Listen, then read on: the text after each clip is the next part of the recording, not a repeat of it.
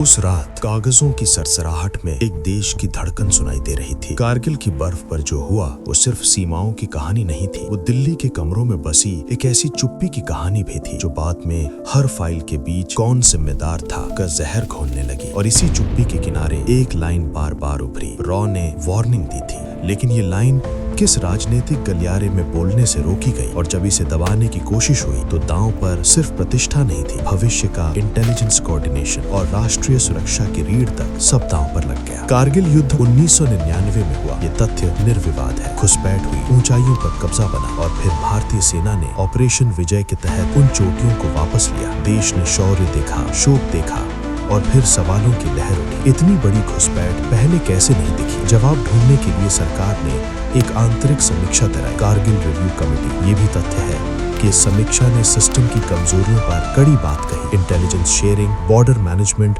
और inter agency coordination की खामियां। इसके बाद सुधारों का दौर आया, राष्ट्रीय सुरक्षा ढांचे में कई बदलाव हुए और आगे चलकर इंटेलिजेंस, मिलिट्री और गृह तंत्र के बीच तालमेल पर जोर बढ़ा। लेकिन तथ्य और किस्से के बीच एक ग्रे जोन होता है और वहीं राजनीति अपनी जगह बना लेती है। यहीं से शुरू होता है वो दृश्य, दिल्ली साउथ ब्लॉक और नॉर्थ ब्लॉक के बीच फाइलों की आवाजाही, बंद दरवाजों वाली मीटिंग्स की भाषा और कुछ ऐसे शब्द जो किसी एक एजेंसी को बचाते नहीं बल्कि किसी दूसरी एजेंसी को डुबो देने की ताकत रखते हैं। युद्ध के बाद जब हर विभाग अपने हिस्से की सफाई लिख रहा था, तब ब्लेम गेम एक अनदेखी रणनीति बन गया। क्योंकि अगर ये साबित हो जाए कि वार्निंग थी तो अगला सवाल सीधा होगा, फिर उस वार्निंग का क्या हुआ? किसने पढ़ा? किसने गंभीरता ली? किसने फाइल आगे बढ़ाई? किसने रोक दी?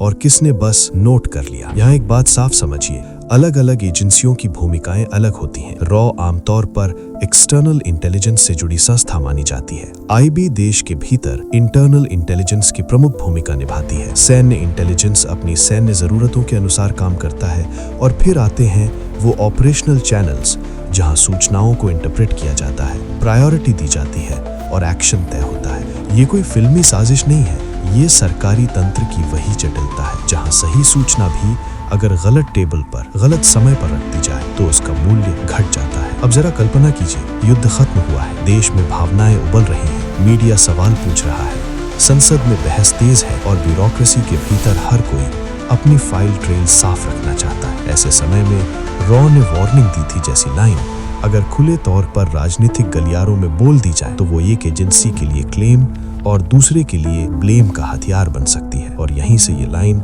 सिर्फ तथ्य नहीं रहती, ये पॉलिटिकल एम्युनेशन बन जाती है। तो सवाल फिर वही, इसे किस गलियारे में बोलने से रोका गया? अगर आप इसे नक्शे की तरह देखें तो जवाब किसी एक कमरे का नाम नहीं है, ये एक कॉरिडोर इकोसिस्टम है। वो गलियारा जहां मंत्री, वरिष्ठ नौकरशाह, सुरक्षा सलाह से जुड़े अधिकारी और इंटेलिजेंस लाइजन बैठते हैं, जहां मीटिंग के बाद सबसे ज्यादा बातचीत मीटिंग के बाहर होती है। वही जगह जहां एक वाक्य बोलना रिकॉर्ड में नहीं आता मगर रिलेशनशिप तोड़ सकता है। और अक्सर वहीं कोई धीमी आवाज में कह देता है, ये लाइन मत बोलिए, अभी नहीं, इससे इंस्टीट्यूशनल टकराव बढ़ेगा, मीडिया इसे तोड़ मरोड़ देगा, संसद में ये बहस हमारी गर्दन पर आएगी। ये रोक किसने लगाई? इस पर सार्वजनिक रिकॉर्ड में साफ एक लाइन जवाब मिलना मुश्किल है, क्योंकि ऐसे फैसले अक्सर लिखे नहीं जाते, समझाए जाते हैं। कभी इसे डैमेज कंट्रोल कहा जाता है, कभी नेशनल इंटरेस्ट और कभी सिर्फ पॉलिटिकल मैनेजमेंट। पर रोक के पीछे तर्क क्या था? पहला तर्क, युद्ध के तुरंत बाद संस्थाओं की क्रेडिबिलिटी बची रहे। अगर जनता के सामने एजेंसियां एक दूसरे पर उंगली उठाएं तो भरोसा कमजोर पड़ता है। दूसरा तर्क, ऑपरेशनल डिटेल्स बाहर न जाएं। वार्निंग के स्वरूप में थी पक्की सूचना, संकेत, इंटरसेप्ट या विश्लेषणात्मक अनुमान। अगर ये परतें खुलें तो स्रोत और तरीके दोनों खतरे में पड़ सकते हैं। तीसरा तर्क, पॉलिटिकल जवाबदेही का डर, क्योंकि अगर वार्निंग थी तो फिर चूक किस स्तर पर हुई, सिर्फ एजेंसी स्तर पर या नीति निर्णय के स्तर पर? लेकिन इस रोक का एक साइड इफेक्ट था और यही हमारी कहानी का असली सस्पेंस है। जब आप किसी बड़े संकट के बाद सच को मैनेज करते हैं तो आप दो चीजें साथ साथ मैनेज कर रहे होते हैं, नरेटिव और ट्रस्ट। नरेटिव संभालना आसान है, आप लाइनें बदल देते हैं, शब्द नर्म कर देते हैं,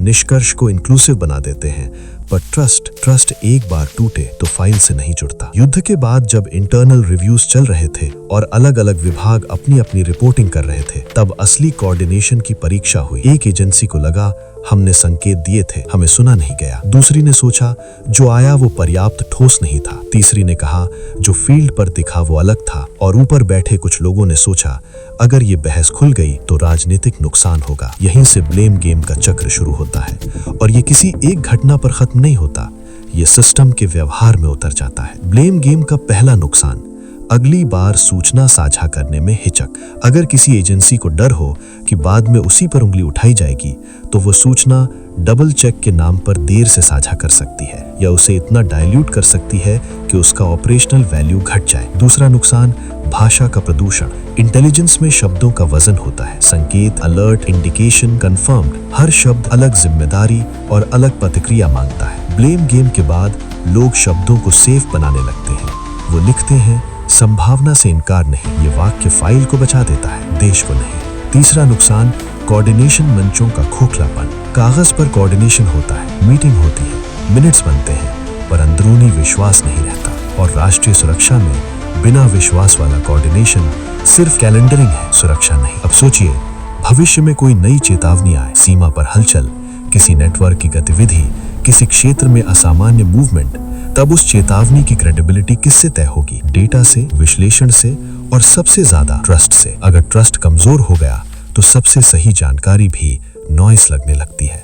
कारगिल के बाद भारत ने कई सुधारों पर काम किया, ये बात व्यापक रूप से मानी जाती है। समीक्षा ने intelligence failure, border observation, technical निगरानी और इंटर एजेंसी तालमेल जैसे मुद्दों को सामने रखा। ये भी सच है कि आगे चलकर राष्ट्रीय सुरक्षा ढांचे में कई प्रक्रियाएं आईं, समन्वय बढ़ा और कुछ हद तक क्षमता वृद्धि हुई। लेकिन हर सुधार की सीमा होती है अगर संस्कृति न बदले, और संस्कृति बदलती है जवाबदेही से। लेकिन जवाबदेही भी तभी टिकती है जब वो स्कोर सेटल करने का औजार न बने।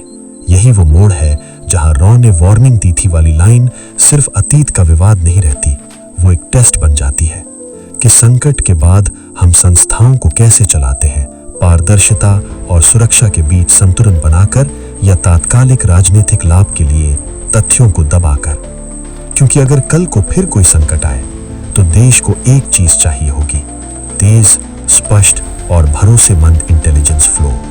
और वो तभी होगा जब हर एजेंसी जानती हो कि सच बोलने पर उसे दंड नहीं, सुधार मिलेगा, और गलती छिपाने पर उसे सुरक्षा नहीं, जवाब देना होगा।